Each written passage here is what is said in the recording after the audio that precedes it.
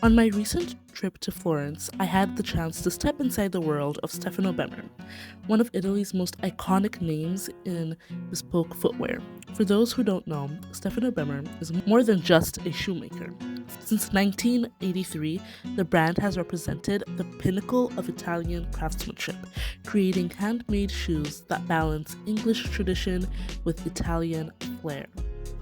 Walking through their atelier, I not only learned about the meticulous art of bespoke shoemaking, but also about the brand's remarkable legacy.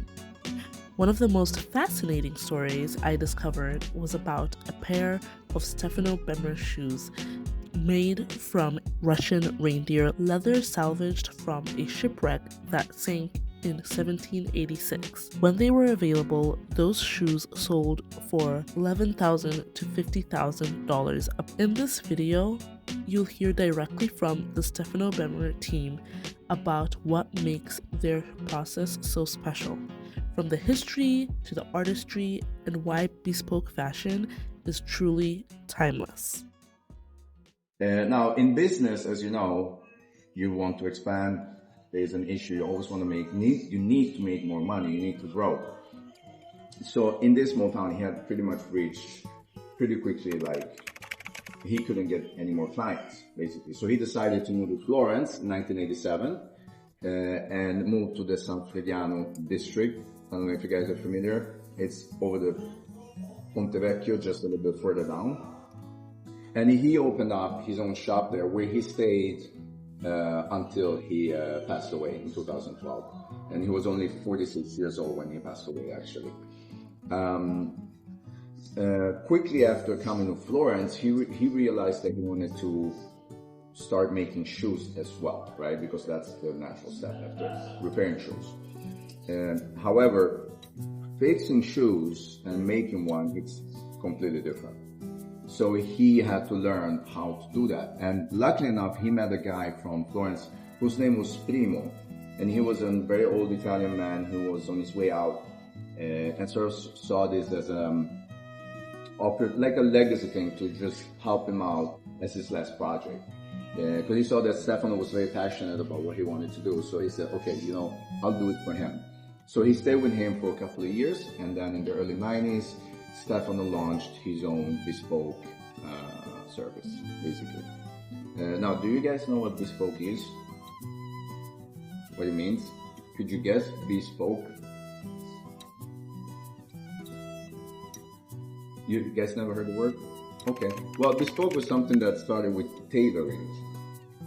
So back in the days, everybody, even kids actually, used to dress up in hats, overcoats, suits and stuff. It was just way of life, basically.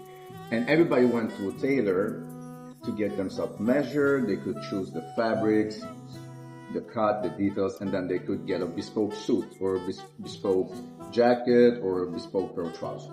All right. So that's how the term was born. And then it was adopted by shoemakers as well. You get a pair of bespoke shoes. And today that's something that you can pretty much get everywhere. You can get a bespoke experience or a bespoke tour of Italy or Florence. You can get a bespoke car, bespoke kitchen, a bespoke house, basically. It means that your product is made based on your preferences and made just for you, basically. So in shoemaking, that means that the client gets measured and then the shoe is made on a unique pattern that's unique to the client, basically. So this is how it works. Basically, can you guys see? So the client will place their feet here, and once they do that, a master shoemaker will trace their feet, and so you see all of the information on here. It takes about 20 minutes, and once we have this, we create we call it last, but we could say it's a mold, basically, where that information is transferred in terms of these darker spots that you see. So this could basically mean add 3 millimeters to the right side or remove 2 millimeters from the instep, just because every pair of feet are different, basically. So once we have this, we create essentially a trial shoe. Looks like this. As you see, it's a fake shoe basically. And the client will either come to us or we will fly over to the client. We will have a fitting. Most of the time it's 3 fittings in total. And in each fitting, we will assess if there's anything that needs to be changed. As this client, you see there's a lot of drawings on the leather. So this was not a very good first fitting. We need to make adjustments. Then we'll do a second, and then on the third, we close the deal, and then we turn it into a shoe, basically. So that was what Stefano started doing in the early 90s, and quickly became one of the best shoemakers in the world, actually. As you know, if you're an artist, if you're into design, you gotta have sort of like your own vision, your own touch to things. Otherwise, you're just gonna do what everybody else is already doing. And Stefano had a very clear vision of what he wanted to produce. Basically, he wanted to create something that would reflect the city of Florence in his shoes, which sounds very poetic, but it's an easy concept. Basically, he wanted to, if you look around, how long have you guys been in Florence, by the way? Okay, so you know the city. Well, yeah. So, have you been in Rome? Yeah. So it's different, right? So Rome, it's huge. You have majestic buildings in every corner, huge buildings that makes no sense, right? And then they're beautiful, but it could be a little bit overwhelming. And then you come to Florence. It's a beautiful city, but it seems like, it looks like everything is at the right place, and there's balance to the beauty of the city and to the buildings, right? Besides the Duomo, obviously, you got a little bit carried away with that.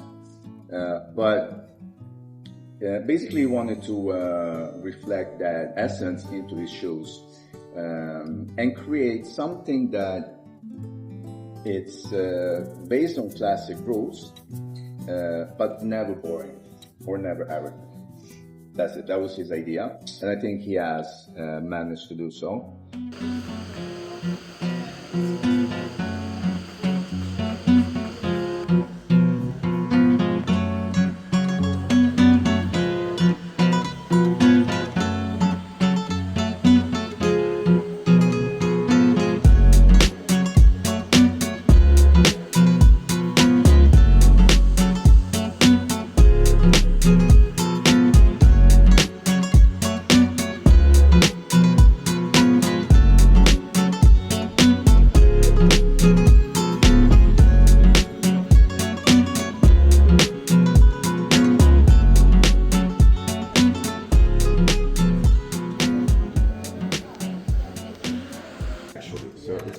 For so many years. That's actually Russian reindeer. It's a very tough animal. Yeah, it's a very tough animal. So it's like this. The reason why it didn't like mold, like the reason why it didn't get like how do you say, ruined, is because the animal has sort of like water repellency inbuilt in their skin. Yeah. So it just literally developed like a nice patina, but it never like got ruined. So that's the effect that people like. It's leather with character, basically.